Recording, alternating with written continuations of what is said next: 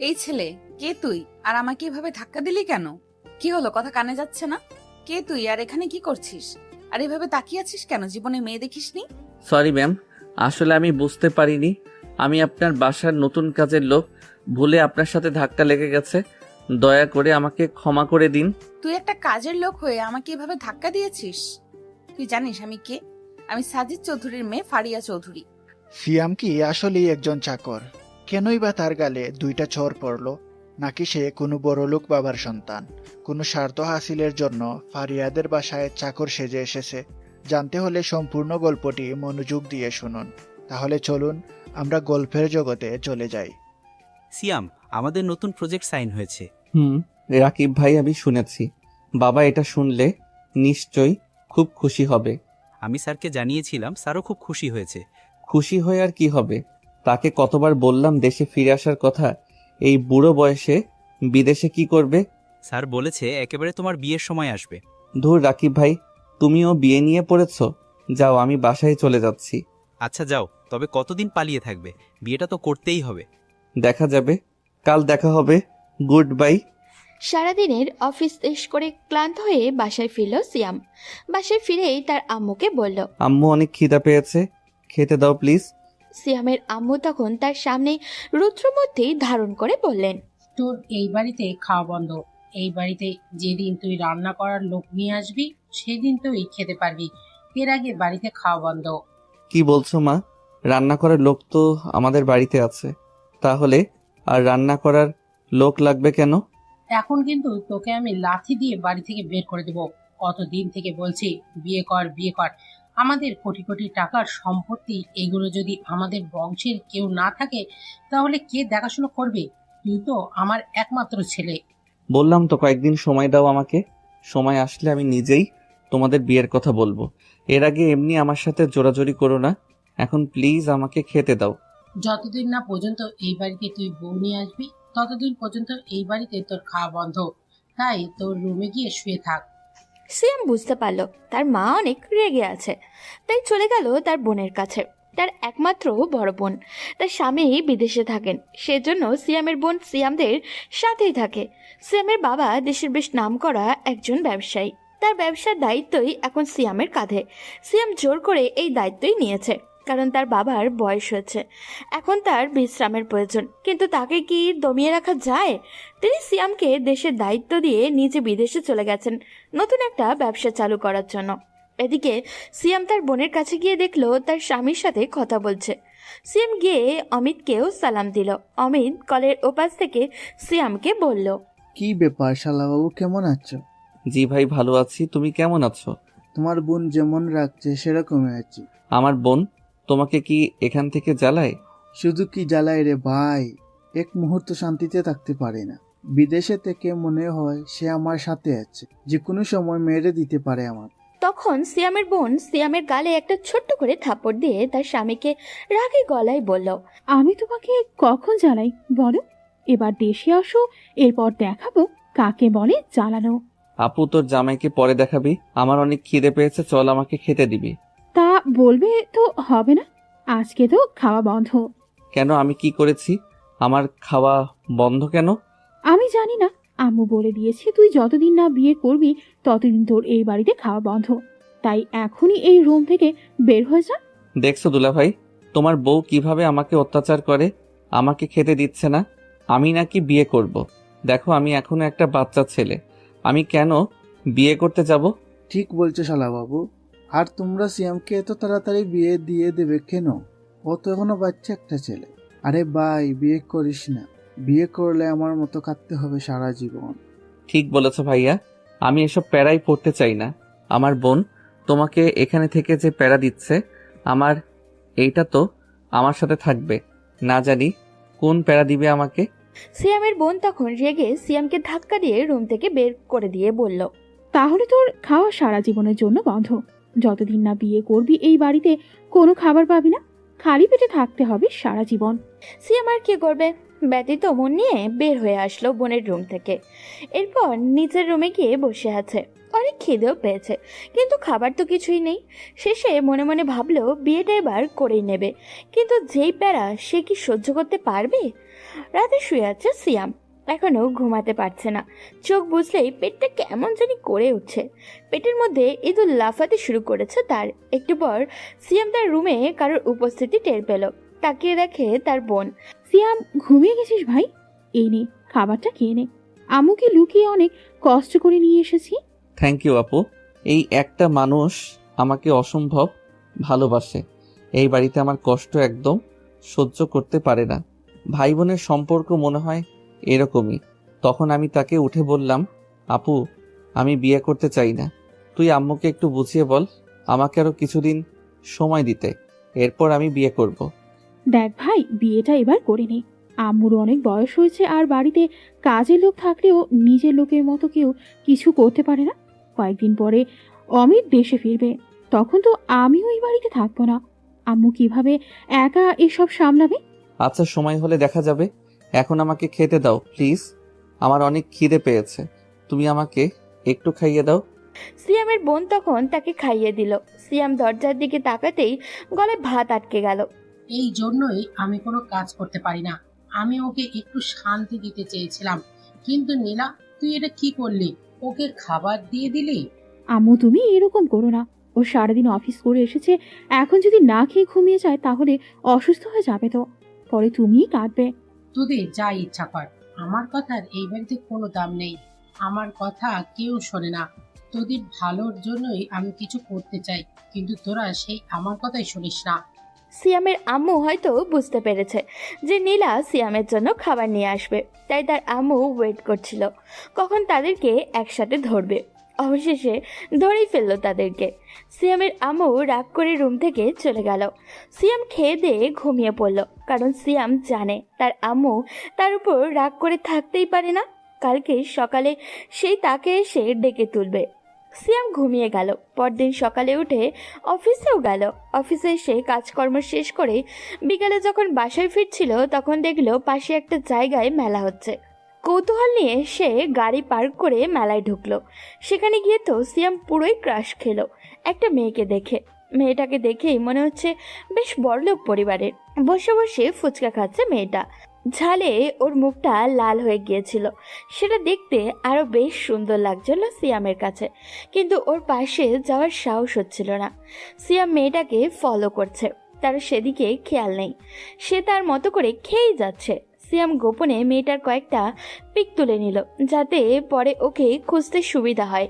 সিয়াম মনে মনে ঠিক করে নিল বিয়ে করলে এই মেয়েটাকেই করবে। কিন্তু মেয়েটাকে কি খুঁজে পাওয়া সম্ভব? তার বাড়ি ঠিকানা তো সিয়াম কিছুই জানে না, আর তার সাথে কোনো কথাই হলো না। তাহলে কিভাবে মেয়েটাকে পাবে সে?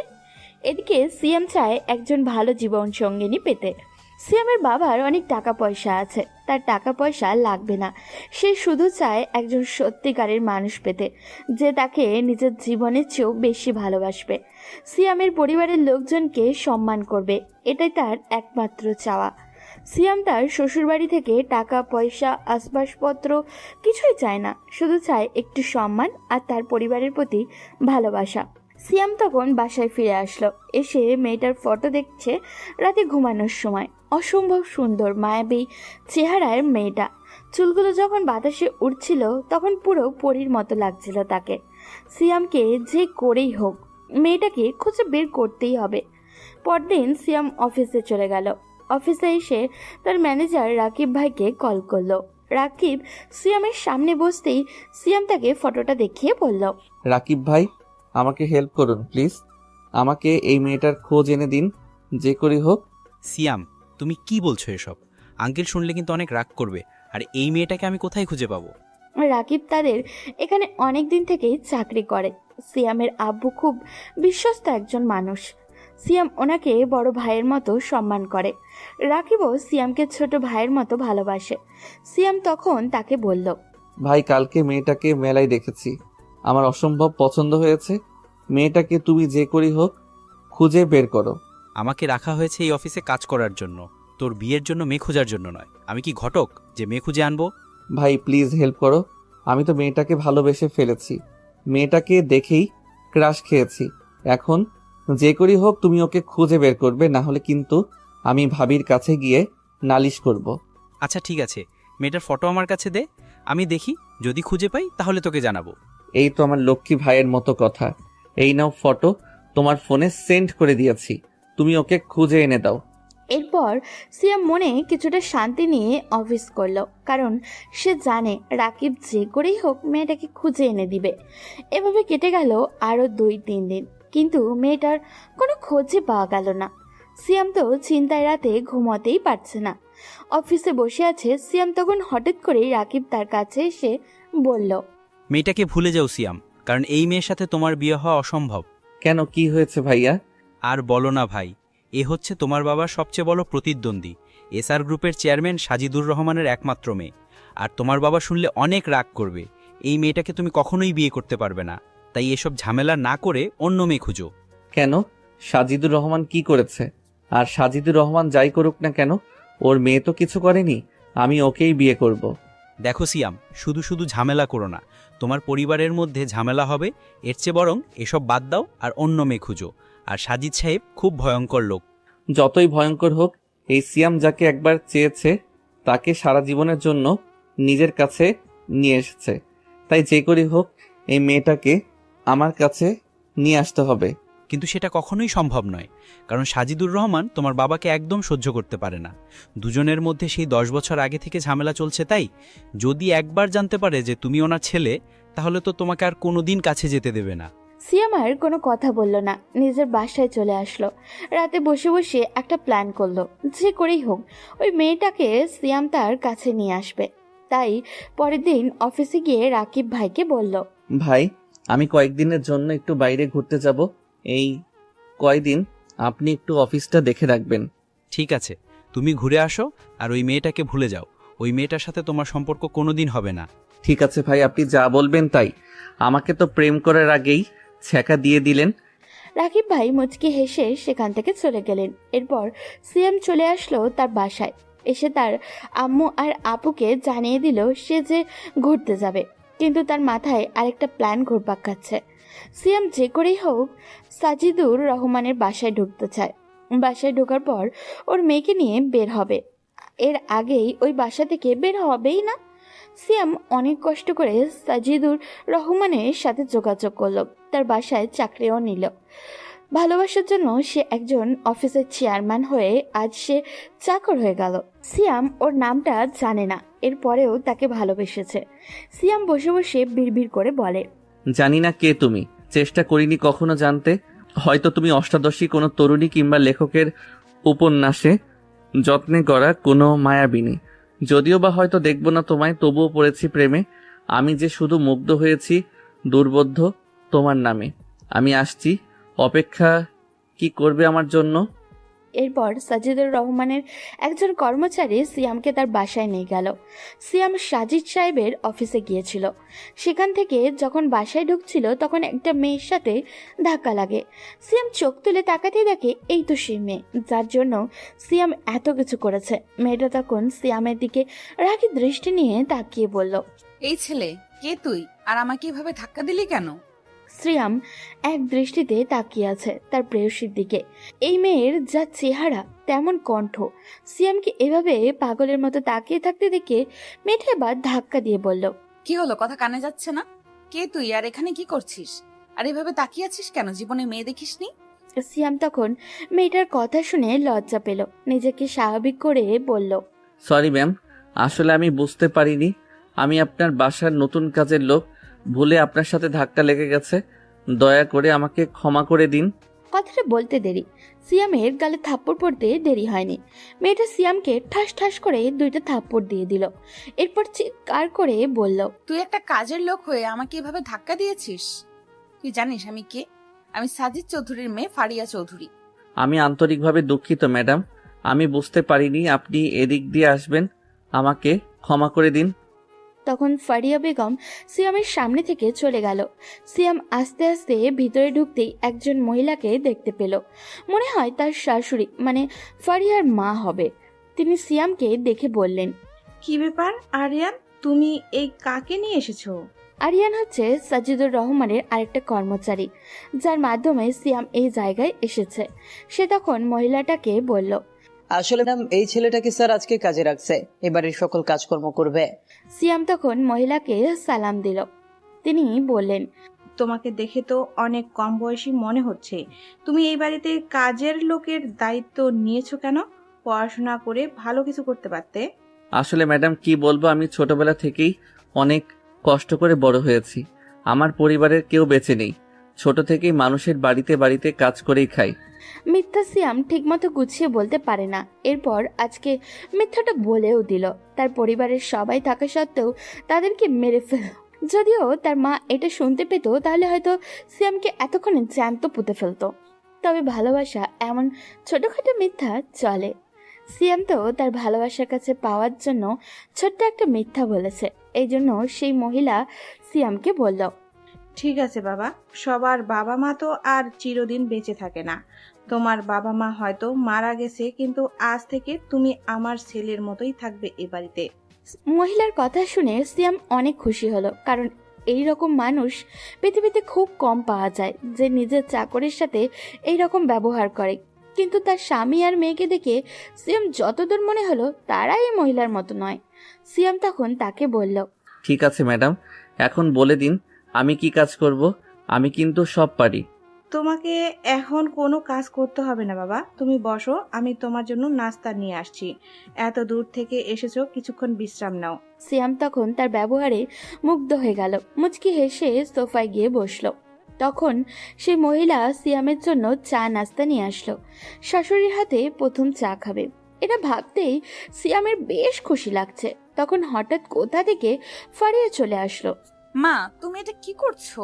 এই চাকরের বাচ্চাকে এখানে বসিয়ে খাওয়াচ্ছো? ফারিয়ার মা তখন রেগে তার মেয়ের কাছে গেলেন। এরপর বললেন, ফারিয়া, কি হচ্ছে এসব? তুমি এরকম ব্যবহার করছো কেন ছেলেটার সাথে? ও এই বাড়ির কাজে এসেছে, তাই বলে তুমি ওকে এভাবে বলতে পারো না। তোমারও তো একদিন এমন হতে পারতো। আল্লাহর কাছে শুকরিয়া আদায় করো, তিনি তোমাকে সেই রকম করে বানাননি। তুমি কি বলতে চাইছো আম্মু? আমি এই ছেলেটাকে মেনে নেব আর ওকে এভাবে সোফায় বসিয়ে খাওয়াবো? তুমি আর কখনো কথা বলবে না। এখান থেকে চলে যাও। তোমাকে আমি চোখের সামনে আর দেখতে চাই না। তুমি এতটা নীচ আমি জানতাম না। সিয়াম তখন ফারিয়ার মায়ের দিকে তাকিয়ে বলল, ম্যাডাম, আপনি ওনাকে এমনভাবে বকবেন না। আসলে উনি সত্যিই বলেছেন, আমাদের মতো গরিব মানুষের সোফায় মানায় না। এটা আপনাদের অনেক দামি সোফা।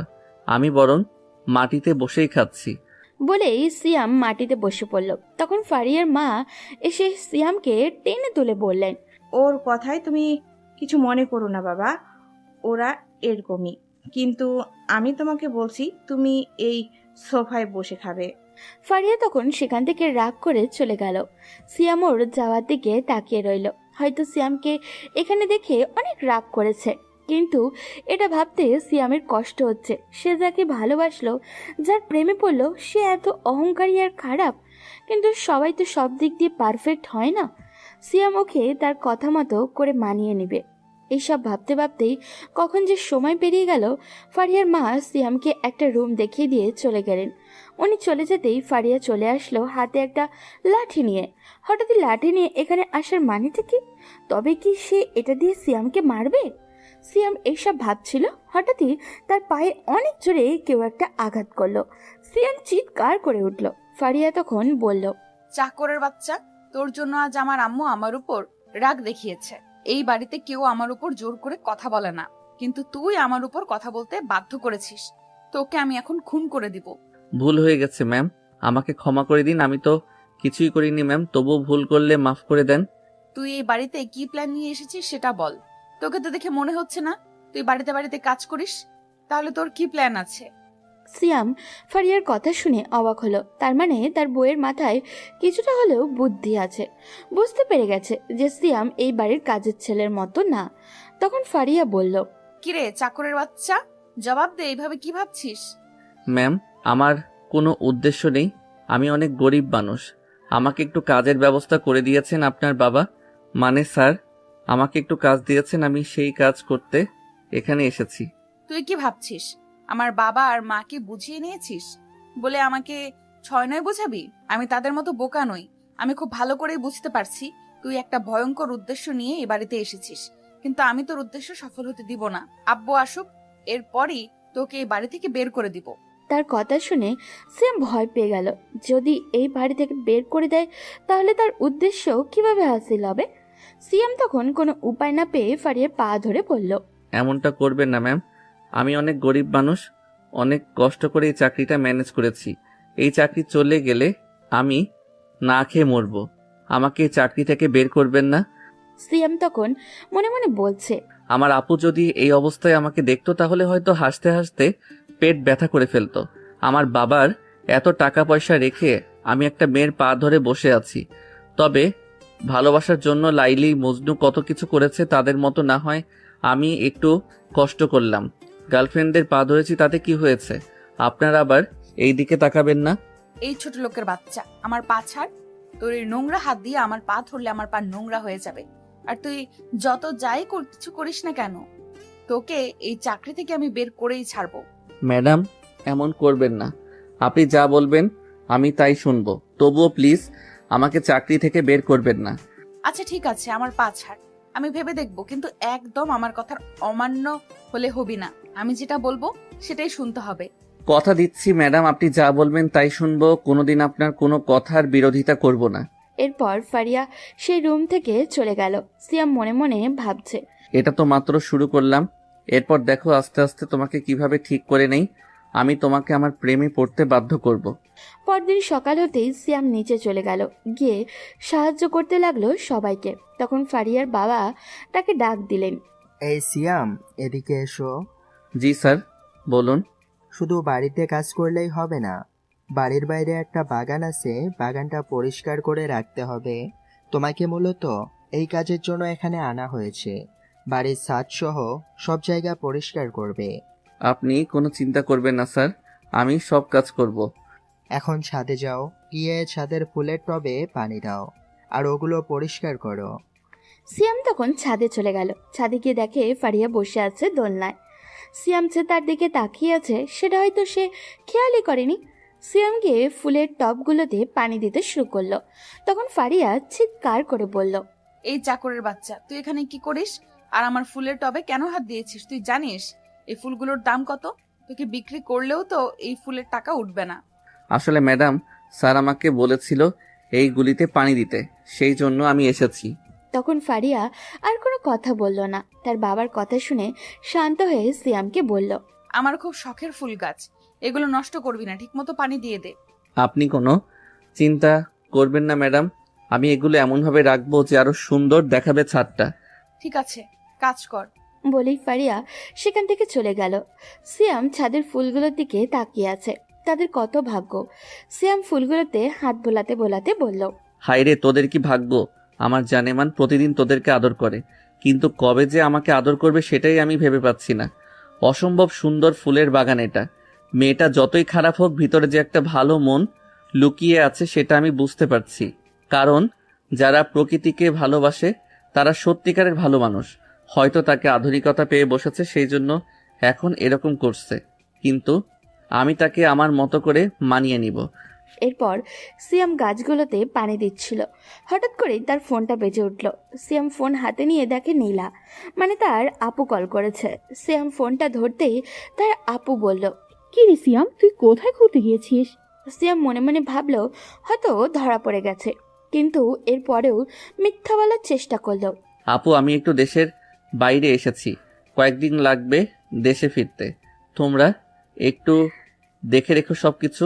আমার কেন জানি মনে হচ্ছে তুই মিথ্যা বলছিস। তুই মিথ্যা গুছিয়ে বলতে পারিস না সেটা আমি জানি, কিন্তু যেটাই করিস সাবধানে করিস। আচ্ছা ঠিক আছে আপু, তুই কেমন আছিস? আর আম্মু কেমন আছে রে? হ্যাঁ, আম্মু ভালো আছে, আর আমিও ভালো আছি। তুই সাবধানে থাকবি ওখানে। ঠিক আছে আপু, তুই কোনো চিন্তা করিস না, আমি সাবধানে থাকবো আর আম্মুর খেয়াল রাখবি। ঠিক আছে।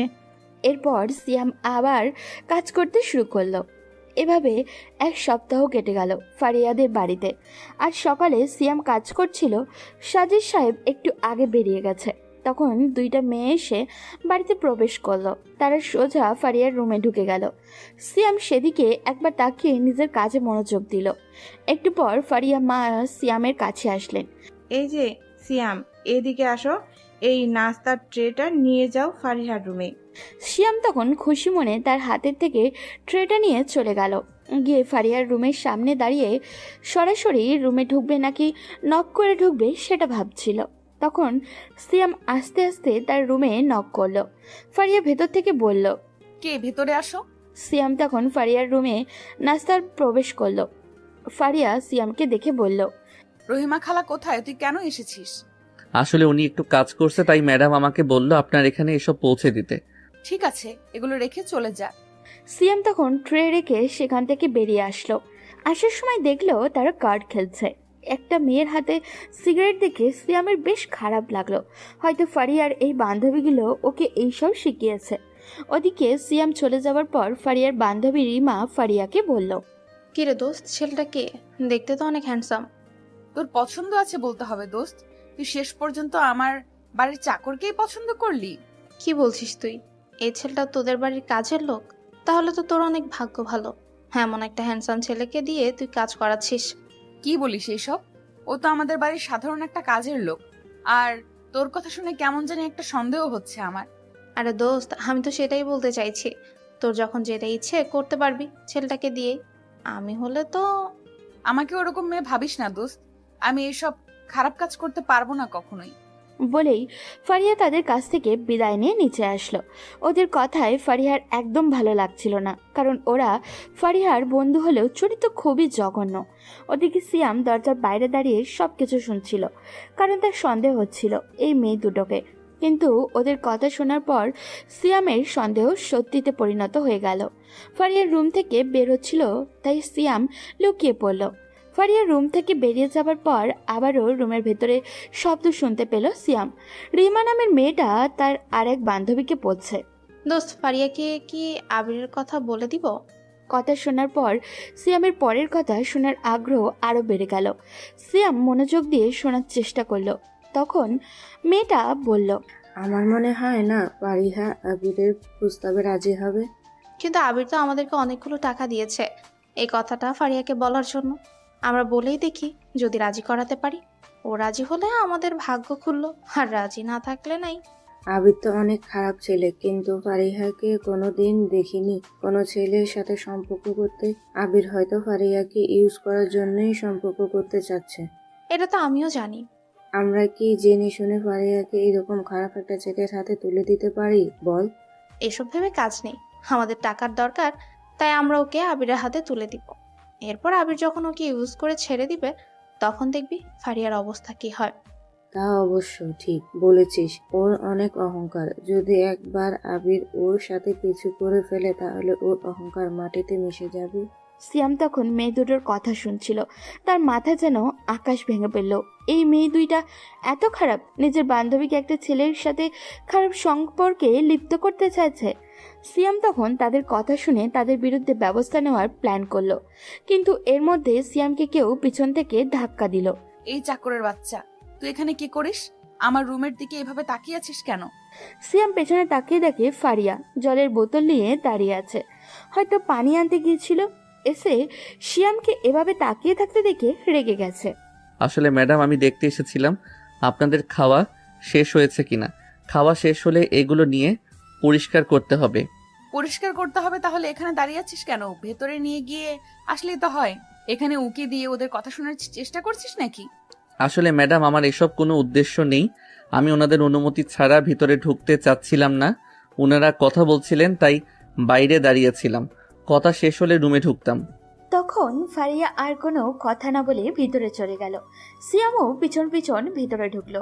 মেয়ে দুইটা কেমন জানি করে তাকিয়েছিল সিয়ামের দিকে। বিষয়টা সিয়ামের কাছে অনেক খারাপ লাগলো। সিয়াম ঠিক করলো যে করেই হোক ওদের একটা ব্যবস্থা তো করতেই হবে, নাহলে ফারিয়াকে ওরা ধ্বংসের পথে নিয়ে যাবে।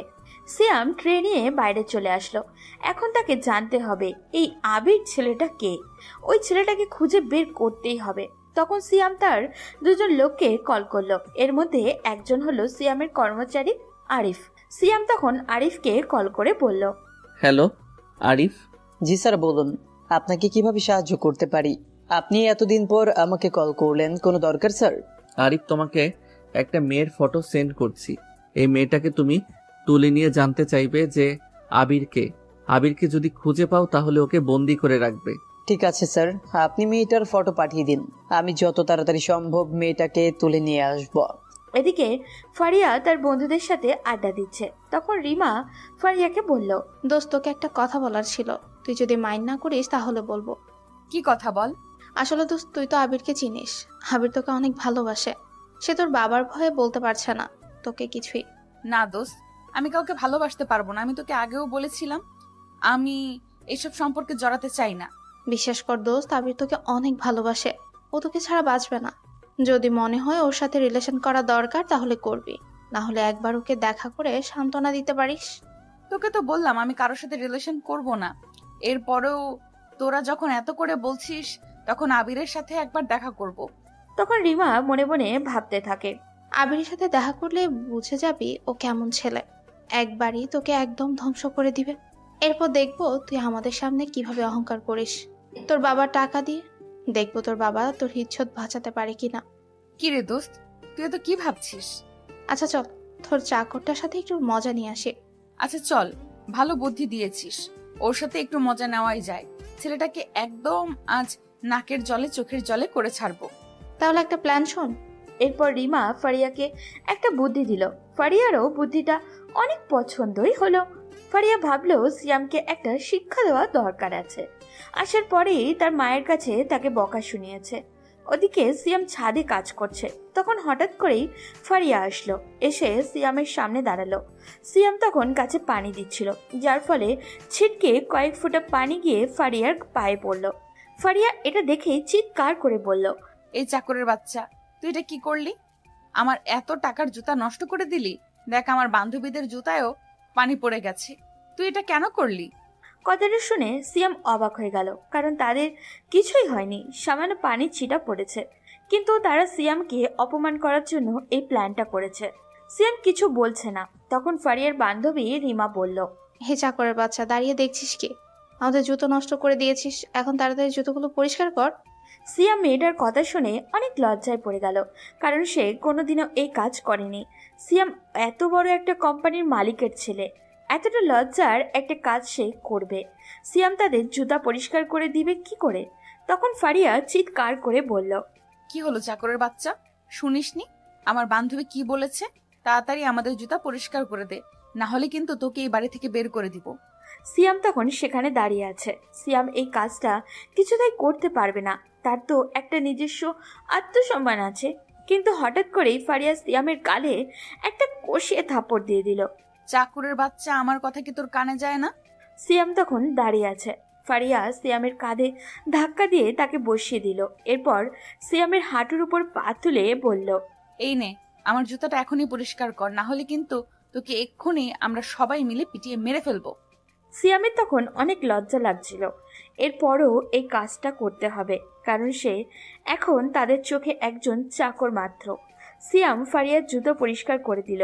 এটা সে মেনে নিতে পারলেও পরে ফারিয়া বলল, আমার জুতা পরিষ্কার করেছিস ভালো কথা, এখন আমার বান্ধবীদের জুতা পরিষ্কার করে দে। ম্যাম, আপনাদের জুতাতে তো ময়লা লাগেনি। আমি গরিব বলে কি মানুষ নই? আপনারা আমাকে একটু দয়া করুন। আমি এই কাজ করতে পারবো না। আমার নিজের একটা আত্মসম্মান বোধ আছে। সিয়াম কথাটা বলার মাত্রই রিমা তাকে ধাক্কা দিয়ে ফেলে দিল। এরপর তারা সবাই মিলে হাসতে শুরু করলো। তখন রিমা বলল, শুনেছিস ফারিয়া, তোর বাড়ির চাকর কি বলে? ওর নাকি আত্মসম্মান বোধ আছে। তোর মতো চাকরের আবার কিসের আত্মসম্মান বোধ? কথাগুলো সিয়ামের শরীরে এসে বিষাক্ত তীরের মতো আঘাত করছিল, কিন্তু সিয়াম কিছুই করতে পারছে না। সে তো এখন নিরুপায়। এরপর সিয়াম তাদের জুতা পরিষ্কার করে দিল। তারা সিয়ামকে নিয়ে অনেক হাসি ঠাট্টা করে সেখান থেকে চলে গেল। সিয়াম এগুলো আর সহ্য করতে পারছিল না, নিজের রুমে এসে কান্না করতে শুরু করলো। তখন সিয়ামের আম্মু কল করলো। কি ব্যাপার সীমান, তুই কোথায়? এতদিন হয়ে গেল তুই বাসায় নেই, কবে আসবি? তুমি কোনো চিন্তা করো না আম্মু, আমি একটা কাজে আটকে গেছি। এই কাজটা শেষ করেই চলে আসব। সিয়াম তখন কান্না করছিল। তার আম্মু সিয়ামের এমন কণ্ঠ শুনে বলল, কি হয়েছে সীমান? তোর কথা শুনে তো মনে হচ্ছে তুই কান্না করছিস। কি হয়েছে আম্মুকে খুলে বল। কি বলছো? আমার আবার কি হবে? আমার কিছুই হয়নি। কিন্তু আমার তো তোর কণ্ঠ শুনে মনে হচ্ছে তুই কান্না করছিস। কি হয়েছে আমাকে খুলে বলা যাবে না? না আম্মু, তুমি মনে হয় অনেক দিন পর আমার কণ্ঠ শুনছো, তাই এরকম মনে হচ্ছে।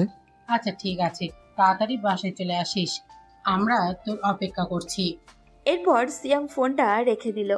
মেয়েরা এমনই হয়, তারা নিজের সন্তানের একটু কিছু হলেই বুঝতে পারে। সিয়াম কান্না করছে অনেক দূরে বসেও, সেটা তার আম্মু ঠিকই বুঝতে পারছে, কিন্তু কিছুই করার নেই। সিয়াম যে একটা মেয়েকে ভালোবেসে এতটা পাগল হয়ে যাবে সেটা সে কোনোদিনও কল্পনাই করতে পারছিল না। পরের দিন সকাল হতেই সিয়াম আবারও কাজে লেগে পড়ল। ওদিকে ফারিয়া রিমার কথা মতো আবিরের সাথে দেখা করতে যাবে, তাই রেডি হয়ে নিল।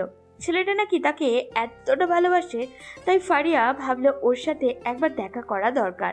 ওকে গিয়ে বুঝিয়ে বলবে সে যে কাউকে ভালোবাসতে পারবে না। ফারিয়া কারোর সাথে রিলেশন করতে চায় না, কারণ তার বাবা যাকে পছন্দ করবে তার সাথেই বিয়ে দেবে। ফারিয়া বাইরে হাঁটছিল, হঠাৎ করে সিয়ামকে বাইরে দেখলো কাজ করছে। ছেলেটা অনেক সুন্দর, আমি ওকে দেখে অবাক হয়ে তাকিয়ে থাকি। ওর মতো একটা ছেলে কিভাবে বাড়ির কাজের লোক হতে পারে? আমি কালকে যেটা করলাম সেটা কি ঠিক হয়েছে? আমার রাতে এটা নিয়ে অনেক ভেবেছি।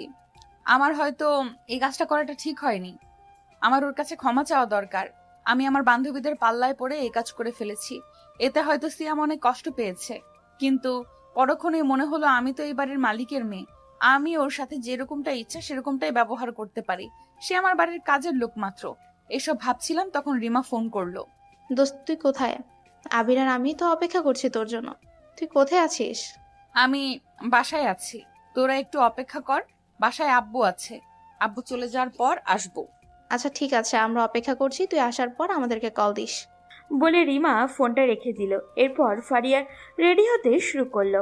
আজকে আবিরের সাথে দেখা করবে, ওকে হয়তো বুঝিয়ে বলবে সবকিছু, ও হয়তো বুঝে যাবে। ফারিয়া বাইরে যেতেই সিয়ামকে সামনে দেখে বলল, সিয়াম, তোমার সাথে আমার কিছু কথা আছে, এদিকে একটু আসো। সিয়াম তখন বাগানের ঘাস পরিষ্কার করছিল। হঠাৎ করেই ফারিয়া এসে তাকে ডাক দিল।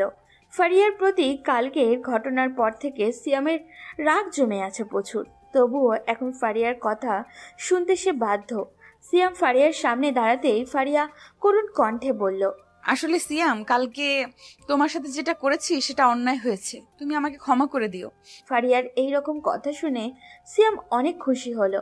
সিয়াম মাথা নিচু করে বলল, আরে ম্যাডাম, আপনি আমার কাছে ক্ষমা চাইছেন কেন? আমি আপনার বাড়ির কাজের লোক।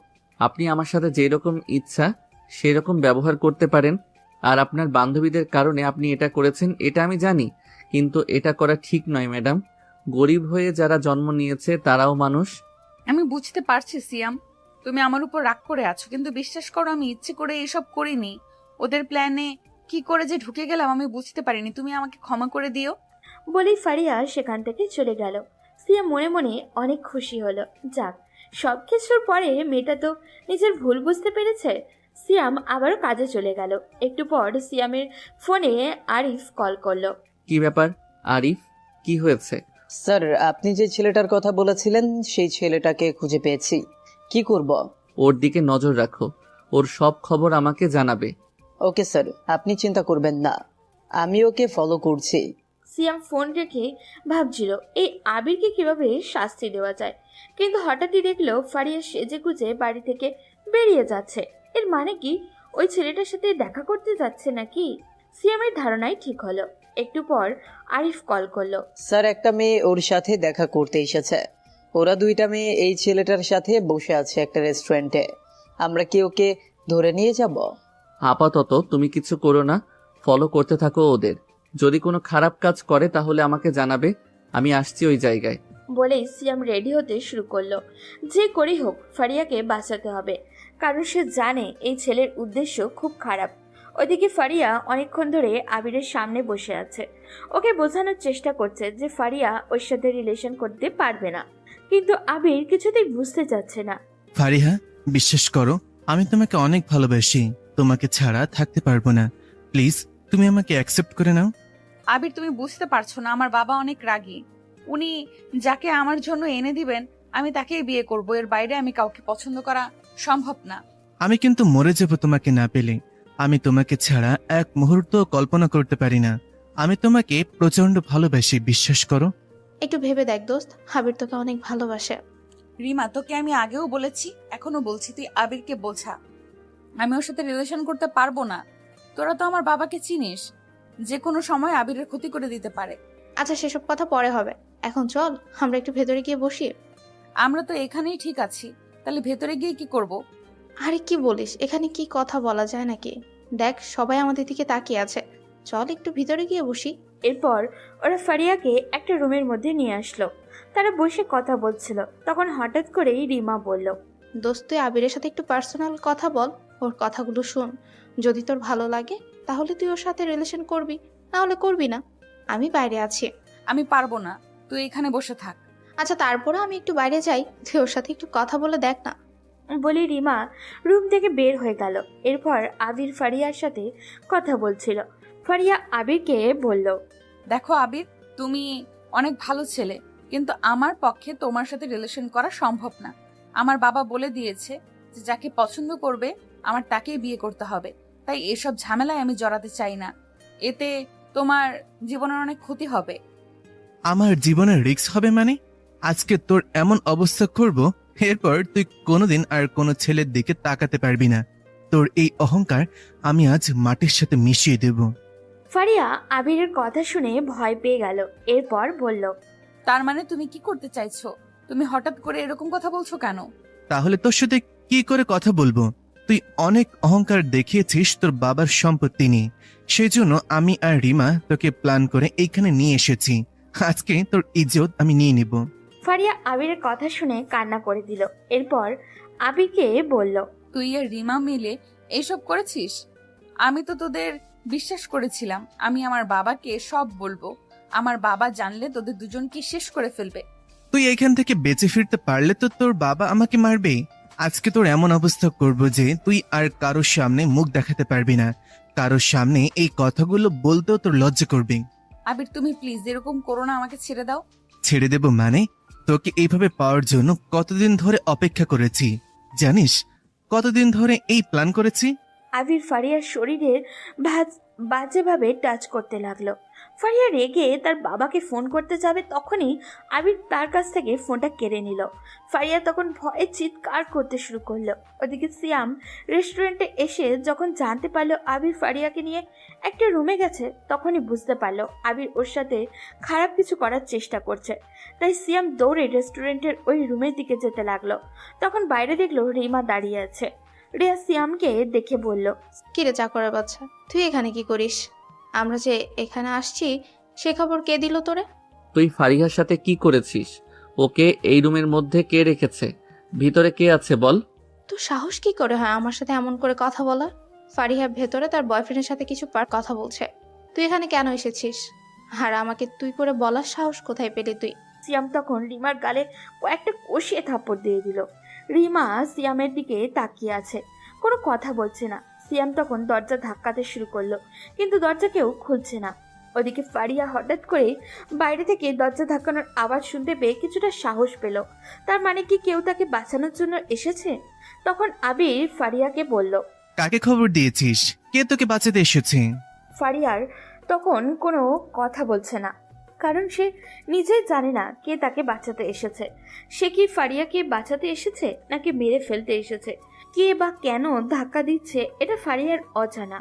আমি অনেকক্ষণ ধরে দরজা ধাক্কাচ্ছি কিন্তু দরজা খুলছে না। তখন আমি রেস্টুরেন্টের ম্যানেজারকে গিয়ে আমার পরিচয় বললাম। তখন সে দৌড়ে এসে আমার হাতে ওই রুমের চাবি দিল। আমি দরজা খুলে ভিতরে গিয়ে দেখলাম আবির ফারিয়ার নোংরামি করার জন্য জোরাজোরি করছে। আমি তখন আবিরকে পিছন দিক দিয়ে ধরলাম। সে আমাকে দেখে অবাক হয়ে গেল। আমি আবিরকে মারতে শুরু করলাম। আমার সাথে আরিফ আর তার একজন বন্ধু ছিল। তারা দৌড়ে রুমে আসলো, তাই আবির আমাদের সাথে পেরে উঠছিল না। আবির তখন চিৎকার করে বলল, এই কে তুই? আর তোরা কেন আমার সাথে এরকম করছিস? আমি আমার গার্লফ্রেন্ডের সাথে যা ইচ্ছা তাই করব, তাতে তোদের কি? তোর গার্লফ্রেন্ড তাই না? শুয়োরের বাচ্চা, তোর সাহস কি করে হয় আমার ভালোবাসার দিকে হাত বাড়ানোর? তুই আমাকে চিনিস?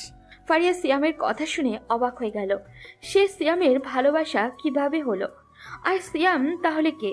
তখন আবির সিয়ামকে বলল, কে তুই? তোকে চিনি না। আর তুই ফারিয়ার কি হোস? আমাকে চিনিস না?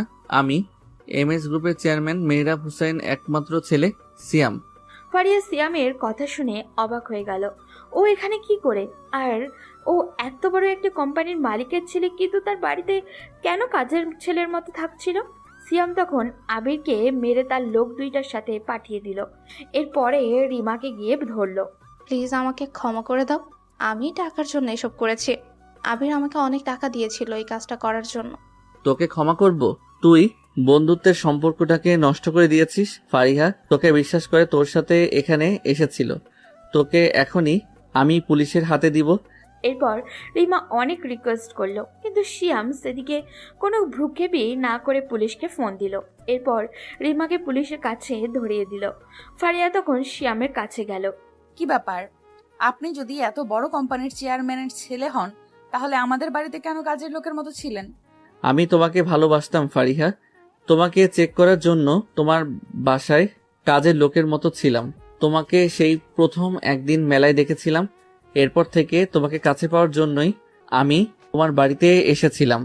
কিন্তু তুমি যে এতটা খারাপ আমি কোনোদিন কল্পনাও করিনি। আমি তখন তার কথায় কি বলবো কিছুই বুঝতে পারছিলাম না। একটা ছেলে আমাকে এত ভালোবাসে, আমাকে পাওয়ার জন্য সে কাজের লোকের মতো আমার সব অত্যাচার সহ্য করে যাচ্ছিল। আমার এখন নিজের প্রতি লজ্জা লাগছে।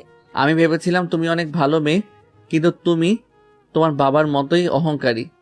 তোমার বাবা আমার বাবার সাথে 10 বছর থেকে প্রতিদ্বন্দ্বিতা করে আসছে। কোনোদিন আমার বাবার সাথে পেরে ওঠেনি, কারণ আমার বাবা ছিলেন সৎ এবং নিষ্ঠাবান এবং তোমার বাবা ছিলেন অসৎ। আসলে আমি আমার বান্ধবীদের পাল্লায় পড়ে এসব করেছি। প্লিজ আমাকে ক্ষমা করে দাও। আমি তোমাকে অনেক আগেই ক্ষমা করে দিয়েছি, কিন্তু তোমার প্রতি আমার আগের সেই ভালোবাসা নেই। আমি তোমাকে ভুলে যেতে চাই। আমি এখনই আমার বাসায় ফিরে যাব। বলেই সিয়াম সেখান থেকে চলে আসলো নিজের বাসায়। এখন নিজের প্রতি রাগ হচ্ছে তার। কেন এই মেয়েটাকে ভালোবেসেছিল? কেন ওর জন্য নিজের আত্মসম্মানটাকে বিসর্জন দিয়ে ওর বাড়িতে চাকরের মতো খেতে যাচ্ছে? সিয়াম রাস্তায় বের হলে হাজারো মেয়ে তার জন্য পাগল হয়ে যায়, কিন্তু সিয়াম তাদেরকে ছেড়ে কেন এই মেয়েটাকে ভালোবাসলো? বাসায় ফিরতেই সিয়ামের আম্মু তার কাছে এসে বলল, কি ব্যাপার সীমান, তুই কখন আসলি? আর তোকে এমন দেখাচ্ছে কেন? না মা, কিছু হয়নি, এমনি। তোর বাবা দেশে ফিরেছে। কি বলছো বাবা? কখন দেশে ফিরলো? আমাদের কি কিছু জানায়নি, কাল রাত্রি হঠাৎ করে দেশে ফিরে আসছে। সিয়াম তখন তার বাবার সাথে দেখা করতে গেল। সিয়ামের বাবা তখন তাকে দেখে জড়িয়ে ধরে বললেন, কি ব্যাপার মাই বয়, কেমন আছো তুমি? জি আলহামদুলিল্লাহ বাবা, অনেক ভালো আছি। তুমি কেমন আছো? আমি ভালো আছি, তবে রাকিবের কাছ থেকে তোমার কাহিনী শুনে আমি খুবই কষ্ট পেয়েছি। তুমি আমার ছেলে হয়ে কিভাবে আমার এত বড় শত্রুর সাথে সম্পর্ক করতে চাচ্ছ? রাকিবের এই এক সমস্যা, সব কথা সিয়ামের বাবাকে বলে দেয়। এটা ভাবতেই সিয়ামের কষ্ট লাগছে। যে উদ্দেশ্যে এতদিন বাড়ির বাইরে ছিল, সেই উদ্দেশ্যটা সফল করতে পারেনি। সিয়াম মাথা নিচু করে তার বাবাকে বলল, বাবা একটু ভেবে দেখো, যদি এই সম্পর্কটা আবার করা যায়, এই শত্রুতা ভুলে গিয়ে যদি মিলেমিশে ব্যবসা করতে পারি, তাহলে আমাদের ব্যবসায় অনেক উন্নতি হবে। সিয়াম, তুমি ভালোবাসায় মগ্ন হয়ে পাগল হয়ে গেছো। ওর মতো একটা বেঈমানের সাথে আমি কিভাবে ব্যবসার শেয়ার করতে পারি? কিন্তু ওনার মেয়ে তো কোনো দোষ করেনি। আমি ওনার মেয়েকে ভালোবাসি, আর মেয়েটা অনেক ভালো। আমি তোমার সাথে আর কোনো কথা বলতে চাই না। আমি আমার বন্ধুর মেয়ের সাথে তোমার বিয়ে দেব। তোমার বন্ধুদের ওইসব বিদেশি মেয়েদের আমার লাগবে না। আমি ওকে ভালোবাসি, আর বিয়ে যদি করতে হয় ওকেই করব। বলে সিয়াম রুমে চলে আসলো। যদি এই কাজটা হয়ে যায়, এরপরেও কি সিয়াম বিয়ে করতে পারবে ফারিয়াকে? ফারিয়া হয়তো ভুলেই গিয়েছে তার কথা এতক্ষণে। ওদিকে ফারিয়া রেস্টুরেন্টে থেকে বাসায় ফেরার পর থেকে একটা মুহূর্তের জন্য সিয়ামের কথাগুলো ভুলতে পারছে না। ওকে সে এতটা অপমান করলো, অত্যাচার করলো, কিন্তু সিয়াম তাকে এভাবে ক্ষমা করে দিয়ে চলে গেল। তাহলে কি ফারিয়াকে একটা শিক্ষা দিয়ে গেল সিয়াম? ফারিয়া কি করবে কিছুই বুঝে উঠতে পারছিল না। তখন সে তার বাবার কাছে গেল। কি হয়েছে মা, তোমাকে এভাবে দেখাচ্ছে কেন? বাবা, কোম্পানির মালিকের ছেলে সিয়ামকে চিনো? ফারিয়ার বাবা তখন তার দিকে রাগী দৃষ্টিতে তাকিয়ে বলল, এমএস গ্রুপের মালিকের ছেলে সিয়ামকে তো আমি চিনি, কিন্তু কখনো দেখিনি। কি হয়েছে?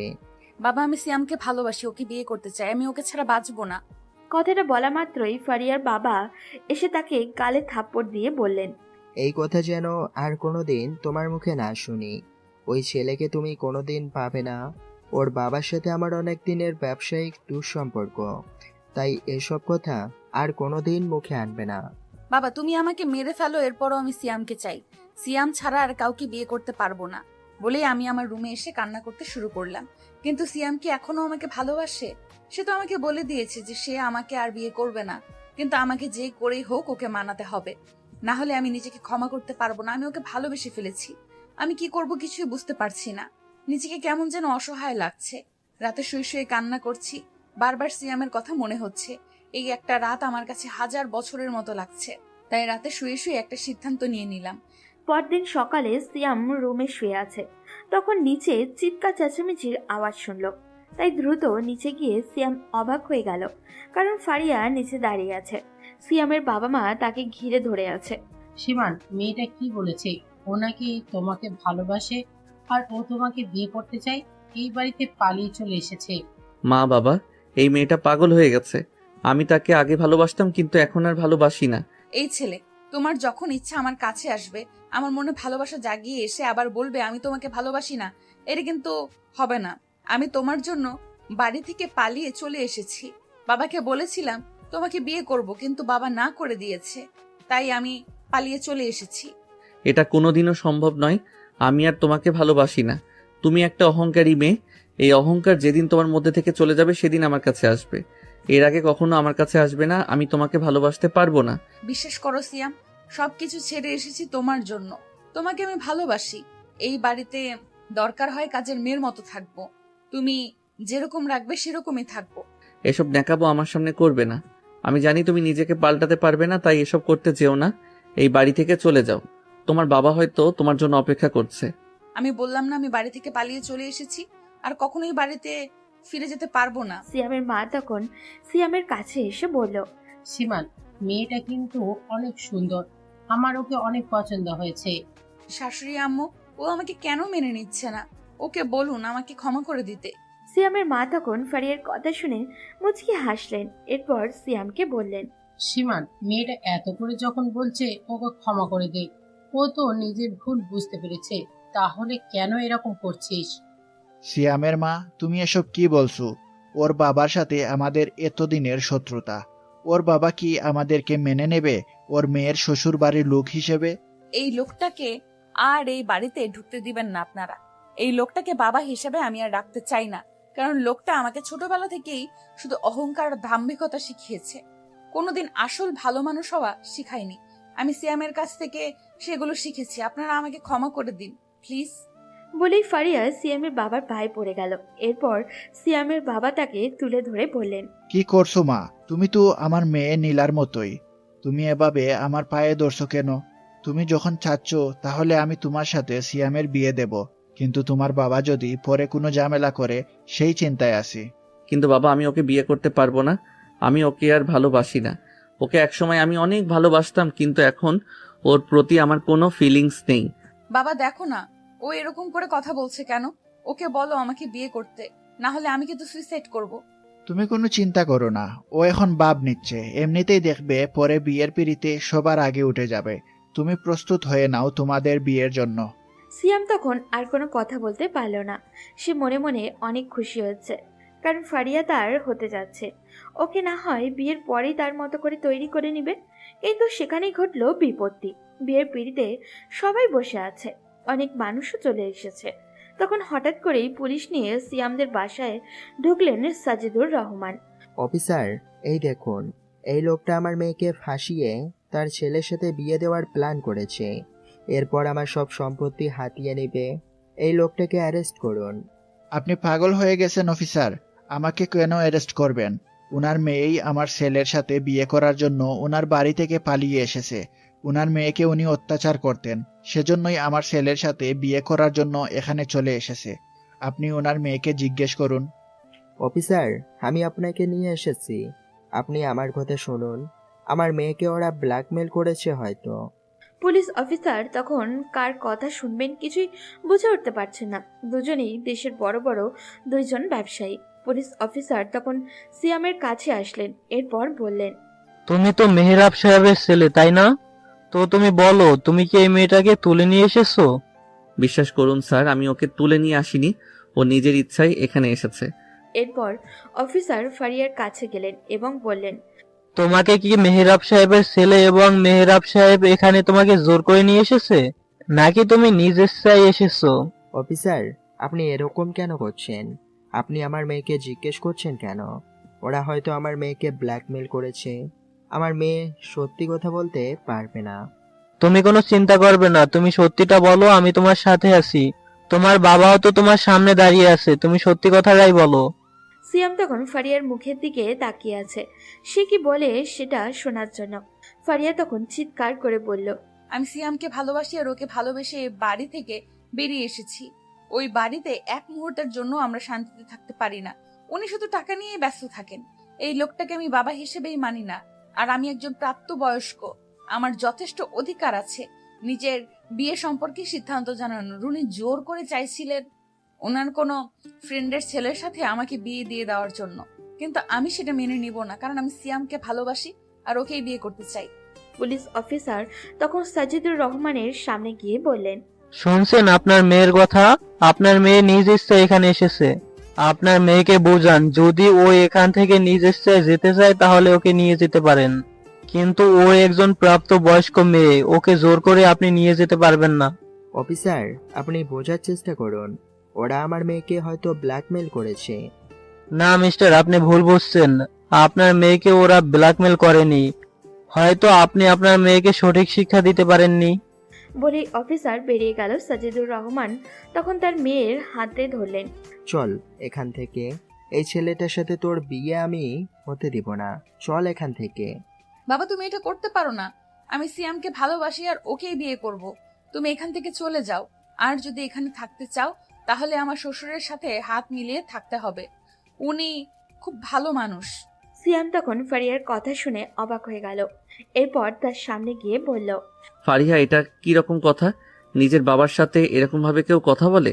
ফারিয়া তখন তার বাবাকে বলল, বাবা, শুনছো ওর কথা? তুমি ওকে এত অপমান করলে, তুমি ওকে পুলিশে ধরিয়ে দেওয়ার প্ল্যান করছিলে, কিন্তু ও শেষে তোমাকেই বাঁচাতে চাইছে। ওদের দেখে কিছু শিখার আছে বাবা। সাজিদুর রহমান তখন নির্বাক হয়ে তাকিয়ে থাকলেন। সিয়াম তার বাবার কাছে গেল, গিয়ে বলল, আমি জানি না বাবা কার দোষ এখানে। যেহেতু আমরা জানি না, সেহেতু দুজনকেই এর সমাধান করতে হবে। তুমি যাও, গিয়ে আঙ্কেলকে বলো। সিয়ামের বাবা তখন সিয়ামকে দিকে তাকিয়ে চলে গেলেন সাজিদুর সাহেবের কাছে। সাজিদুর রহমান তখন সিয়ামের বাবাকে দেখে বললেন, মেহরাব ভাই, আমি তোমার সাথে অনেক অন্যায় করেছি, তুমি আমাকে ক্ষমা করে দাও। তোমাকে ক্ষমা করতে পারি একটা শর্তে। কি শর্ত ভাই, বলো। আমি তোমার সব শর্তে রাজি।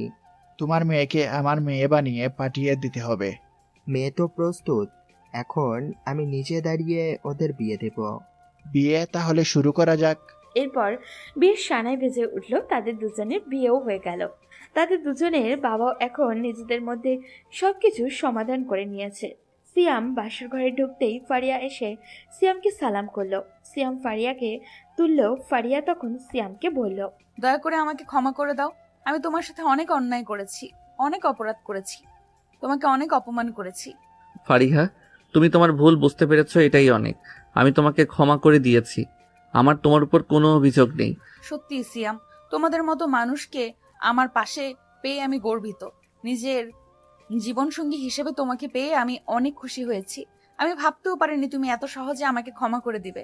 যারা ক্ষমা করে না তারা অহংকারী হয়। আমি তোমাকে ক্ষমা করে দিয়েছি, আর তুমি এখন আমার স্ত্রী। তোমার আমার উপর সম্পূর্ণ অধিকার আছে। এখন তুমি যা বলবে সেটাই আমি শুনবো। তাহলে আমাকে একটা বাবু দাও। সিয়াম তখন ফারিয়ার কথা শুনে মুচকি হাসলো। এরপর তাকে জড়িয়ে ধরে বলল, এত তাড়াতাড়ি তো এসব পাওয়া সম্ভব নয়। বাবু পেতে হলে তো অনেক পরিশ্রম করতে হবে। তুমি কি প্রস্তুত পরিশ্রমের জন্য? আমি তো সব সময় প্রস্তুত কঠোর পরিশ্রম করার জন্য। এরপর আমি তাকে কোলে করে বিছানায় নিয়ে গেলাম। এরপর যা হলো তা জানতে হলে আপনাদের বিয়ে করতে হবে, তাই এসব না জানাই ভালো। তারা দুজন হারিয়ে গেল ভালোবাসার সমুদ্রে। তাদের এই পথ চলা অবিরত থাকুক আজীবন। আজ এই পর্যন্তই, দেখা হবে পরবর্তী কোনো গল্পতে। এই পর্যন্ত সবাই ভালো থাকবেন এবং সুস্থ থাকবেন।